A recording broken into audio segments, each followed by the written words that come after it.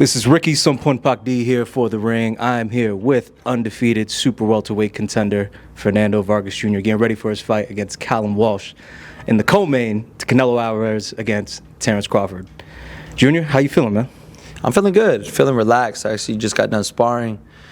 Did everything necessary in training camp. I know my coaches, my pops been pushing me.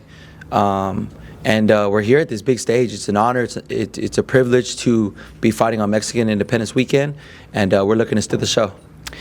Walk me through the moment, man, when you got the call and said, "Hey, we want you to fight Callum Walsh, but we want it to be the co-main to the biggest fight that's arguably happening in the last 10 years." When it hit me, bro, I couldn't really believe it. I know my manager was talking back and forth with Tom Loeffler. But at the end of the day, for it to be here and signed was a whole different story. So shout out to my manager, Charles Liu, the best in the game. And I just have an unbelievable team. Once this fight got presented to me and it's like, hey, in contract, I was like, yo, what the fuck? Like, they could have chose anybody. They could have chose world champions, former world champions. But God chose to choose me. And I've been training so hard, and I want to demonstrate that September 13th. I mean, it's a big thing, right? You're a Vegas local right now, right? And how describe that feeling that it's like it's not even MGM, it's not T-Mobile, but it's the Allegiant Stadium where the Raiders play. No, definitely, it's huge. The moment, I probably won't feel it until I'm there, fight week or the day of the fight. But I can only take it one day at a time, one training at a time. I just got to trust my team. I know my dad has been at the highest level of this sport. So, and me being a little kid, I've always been around this energy, the oohs, the ahs, the fight fans wanting to see people win, wanting to see people lose. So I feel I'm built for this moment. This moment is for me, and I just can't wait. It's something that I hold with honor and pride, and I know that every time my dad fought, it was representing Mexican and Americans, but I want to bring back that throwback style. Anybody who supports me, of course I hold my banner up high being Mexican American, and I'm proud, but anybody who just wants to see fights, I'm tired of people hiding behind promoters and hiding behind their padded record, whatever the case may be. You got two undefeated fighters putting it all on the line, co-main event, and that's what boxing's missing, and this is what boxing needs. Going back to when you spoke about your father, I mean, like you said, your dad's fought on the biggest and highest of stages. What advice has he given you to kind of not, get too caught up in the moment come Saturday night? He just says, son, you're built for this. I've asked him, I'm like, Dad, for the De La Hoya fight, for the Trinidad fight, like, everyone's there for you. Did you, take a moment to look at everyone? Or he said, no, son. Like, I had blinders on me. I was focused on what I had to do. I couldn't even if I wanted to.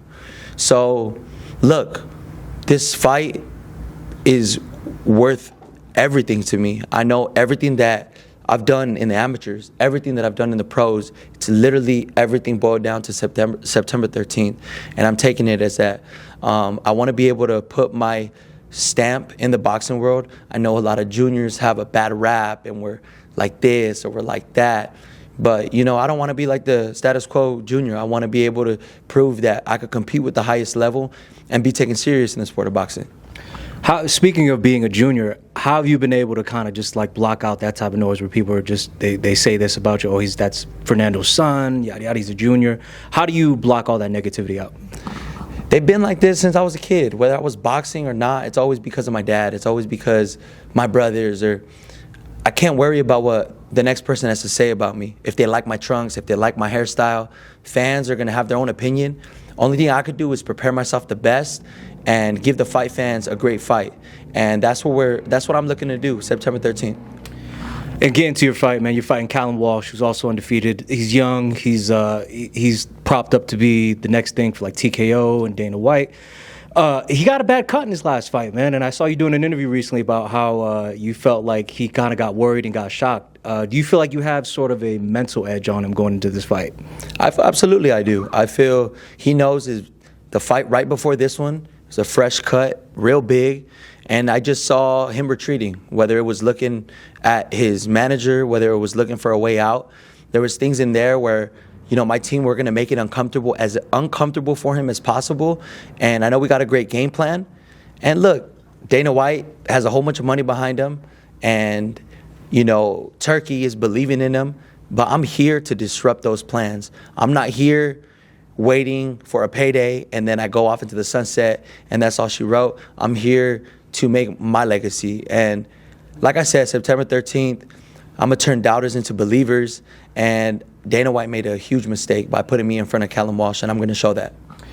Without giving too much away, man, what do you see in Callum's game that, what weaknesses do you see that you feel like you can exploit? I feel everybody's respected him. Everybody's just gone in there, had their hands behind their back. Okay, I'm fighting Callum. They're in there for a payday. They're B-side. But no one's ever came to him, talking about his character, talking about that I see right through him. And, yes, I respect the opportunity. I thank God for Dana giving me the opportunity. I thank Turkey for his excellency for giving me the opportunity. But I'm not just going to come in there and lay down. I'm in here in the fight game, and this is what boxing's all about. The casinos can have me down. They can have him favored. But at the end of the day, it's a fight. And I'm going to show what I'm about. So, all this, Callum this, and the promotion behind him, at the end of the day, it's a fight. And I believe in my God-given ability. I believe in my team, and God don't make mistakes.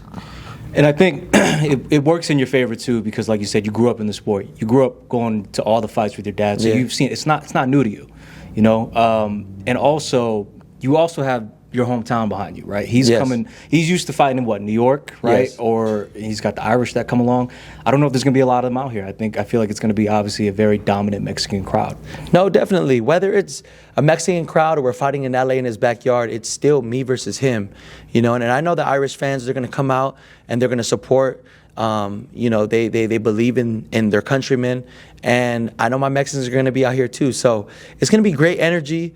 I just know that he's coming prepared. I've seen in different interviews that he said that, he's fighting people from all over the world, and I'm not his biggest fight. He knows I'm his biggest fight.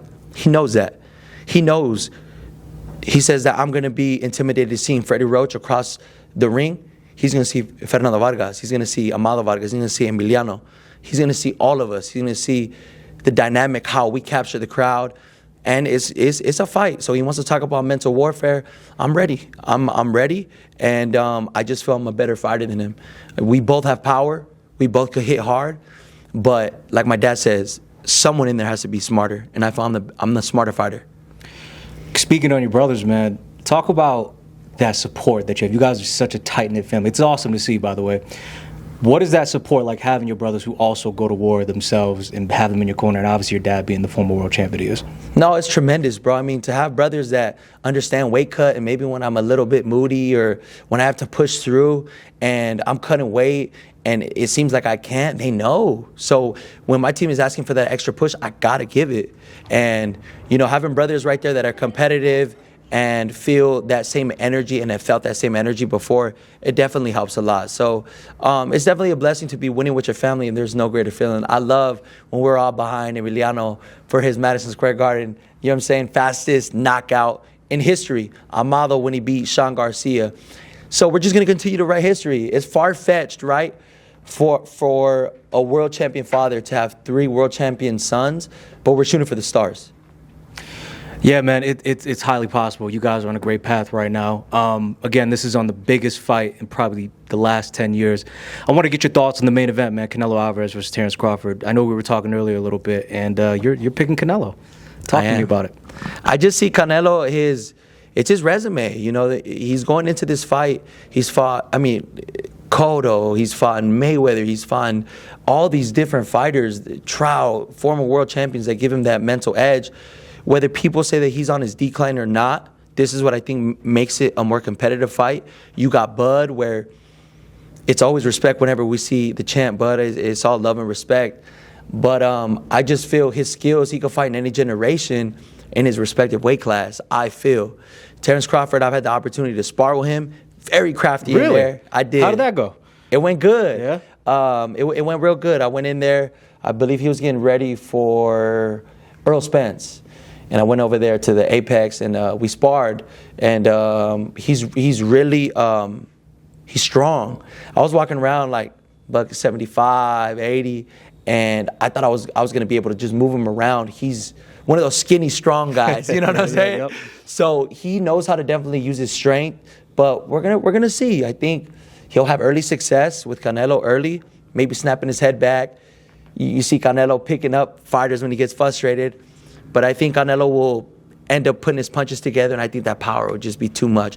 I don't think Terence Crawford could withstand Canelo's best shot, but that's what makes it, a good fight and a fight that fight fans definitely want to see. And we're going to find out on September 13th. Yeah, we will. Well, man, I appreciate the time. Best of luck to you on September 13th, and we're looking forward to it, man. Thank you. I appreciate it.